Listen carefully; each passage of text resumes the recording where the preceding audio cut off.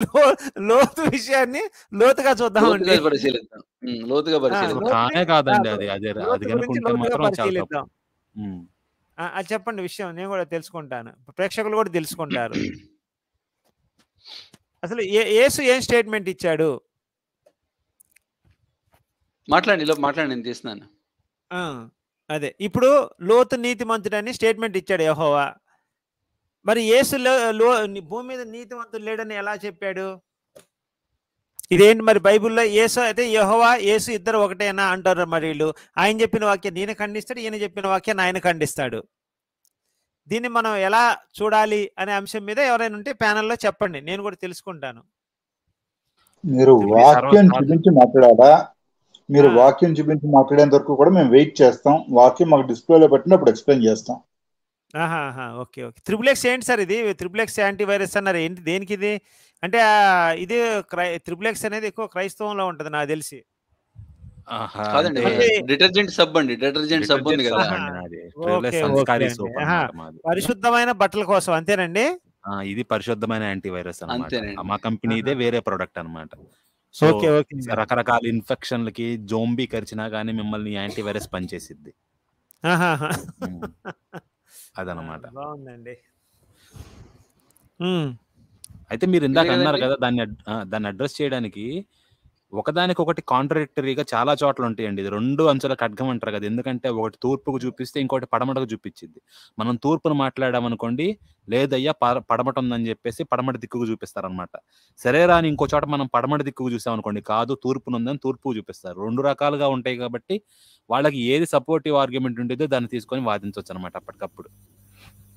అట్లా చేస్తా ఉంటారనమాట. సో ఉన్నా గాని వింతేం లేదు అందుట్లో అని నా ఒపీనియన్ ఇంకా. నమస్కారం అండి గురుగారు. నమస్కారం సార్. నమస్తే డాక్టర్ అండి గారు. అందరికి. గురుగారు నమస్కారం అండి. అండి నమస్తే అండి. లోతు నీతి మంచుడని చెప్తున్నాను సార్, అది కరెక్టా కాదా అని డిస్కషన్ జరుగుతుంది. అబ్బో, ఆయనంత నీతిమంతుడు ప్రపంచంలో లేడుగా. అంత నీతిమంతమైన పనులు ఎవరైనా చేసిన వాళ్ళు ఉన్నారా చెప్పండి.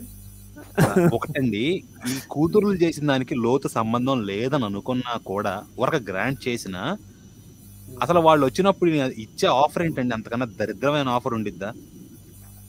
మీరు వీళ్ళని తీసుకెళ్ళండి పోండి అంటాడు ఊరోళ్ళందరూ వస్తే.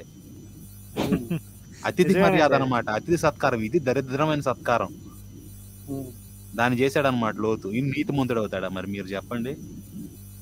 అంటే ఆ దేశంలో, మ్లేచ్ఛ దేశంలో అది కరెక్టేనండి. యాక్చువల్ గా మన దగ్గర అలాంటివి చేయరు, మొత్తం అందరినీ చంపేయండి రా, అయినా అలాంటి పని చేయమంటారు. నీతి ఎక్కువ కదా, సో నీతి ఎక్కువైపోతే అలాగే ఉంటదండి, అర్థం చేసుకోవాలి.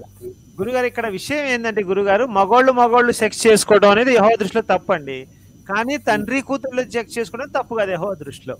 మామ కోడలు చేసుకోవడం కానీ రక్త సంబంధికులు చేసుకోవడం తప్పు కాదు. అంతే. 2 పేతురులో ఉంటుందండి అది. అవును, 2 పేతురు 2లో. గోపి గారు ఇదిగా మీరు చెప్పింది. అవునండి.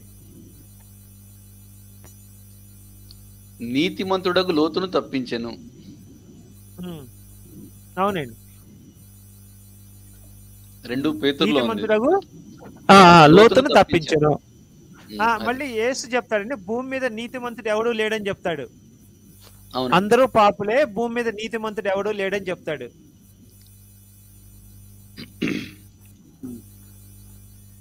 ఆ వాక్యం ఐడియా ఉందండి ఏమన్నా? తీస్తున్నానండి.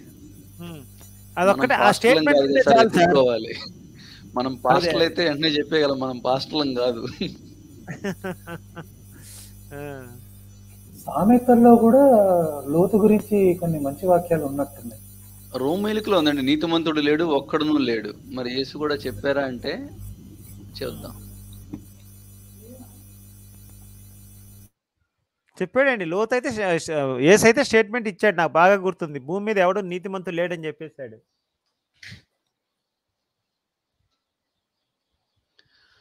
మాట్లాడండి సార్ అందరూ, ఈలోపు మనం స్టార్ట్ చేద్దాం ప్రోగ్రామ్.